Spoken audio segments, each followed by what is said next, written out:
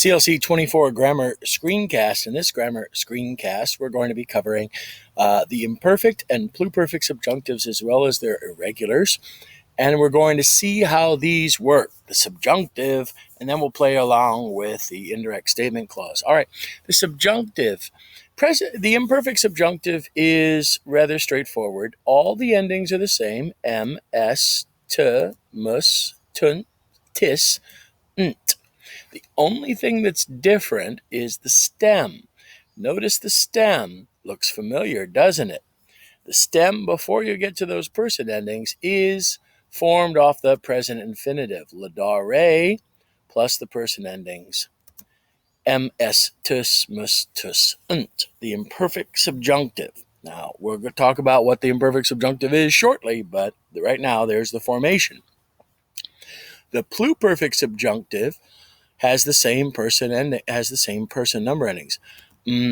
S, t, mus, tis, nt.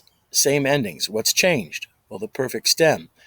Well, that kind of looks familiar. Yes, it does, because it's formed off the perfect infinitive, which we learned last chapter. Ladawisse, widisse, mississe, kepisse, adawisse, fuisse, plus s, tus, mus, unt. Let's talk about the irregulars. We will be seeing those. Irregulars are just common verbs.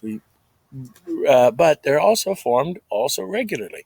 So the imperfect subjunctive is formed off the infinitive. Esse, posse, welle, nole, male, and ire. But the same endings apply. Ms, tus, t, mus, tus, nt. So it's formed off the infinitive plus the same endings. That's the imperfect subjunctive. Now the pluperfect subjunctive, same idea. Formed, same endings. Fuissem, potuissem, woluissem, noluissem, maluissem, iwissem. Formed off the same endings. Fuisse, putuisse, woluisse, plus the person endings ms, tus, mus, unt. All right, so that takes care of the imperfect subjunctive and pluperfect subjunctive and the irregulars of both. Now, how are they used? Well, the only clause we're going to see them used right now is a cum or dum clause. Cum or dum clause when or while. They can use the indicative, but on every test that you see, the shriveled up Latin teachers will always look for the imperfect. And when it occurs in a cum and dum clause, the subjunctive signifies it acts just like the indicative. So therefore, when or while for relative adverb clauses. So you'll have a cum or dum at the front. So for example, in the indicative, the war when I was writing these things was being very great is the same as the war when I was writing these things using the imperfect subjunctive was being or was very great. So you'll have a cum or dum with the imperfect or the pluperfect subjunctive right now, and at that time it looks just like the indicative, works just like the indicative, looks different but works just like the indicative. So, and now cum can also mean because, although, or since. So therefore, the leader gave over the city probably because the enemies were so great outside the walls. Now, these things are always open to a little bit of interpretation, but you have to look at the whole sentence. The 10th Legion was victorious. When the leader was captured, it seems like a contrast. So it's probably instead of because, I think you could use although. So therefore, dum, while I was being a man, I speak quickly. So while is always while. All right. Let's play around with indirect statement clause. As we learned last chapter, indirect statement clause has a head verb.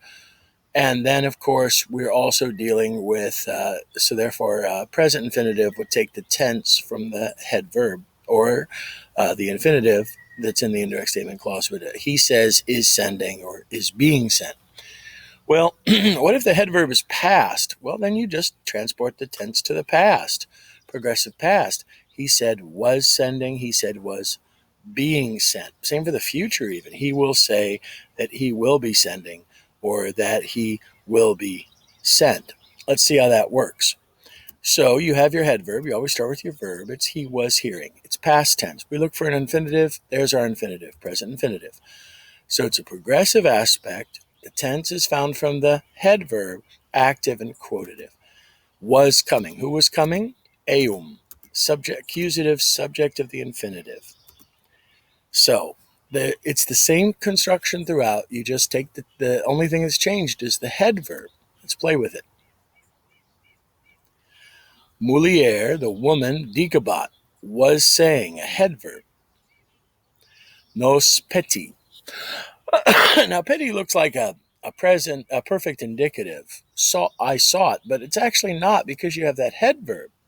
So because you have the head verb, therefore it is going to be an infinitive ending because it's also formed off the present stem.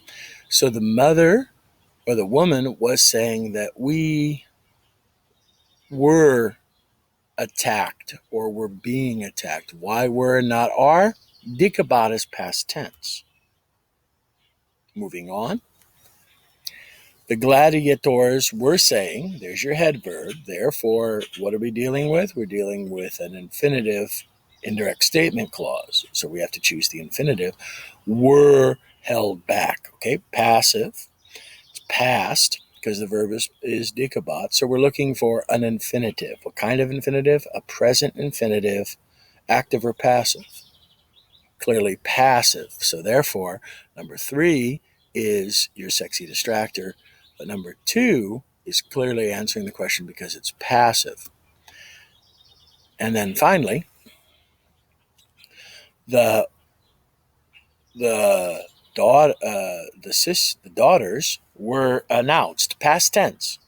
Head verb dealing with an indirect statement clause. Where's our infinitive? There it is with venire. So therefore, the daughters announced that they, progressive or simple, tense is nutiawerent, past. So, and it's active, so it's came. What's the say? The say is the accusative subject phrase of the indirect statement clause. Say is always referring back to the subject phrase, so the daughters announced that they, the daughters, came to the city. All right, well, just some forms that really aren't that hard. Just to memorize those. And then, of course, the indirect statement clause, we've added a little bit to it. And then that's about everything we need to know. So enjoy your time. And until next time, aloha.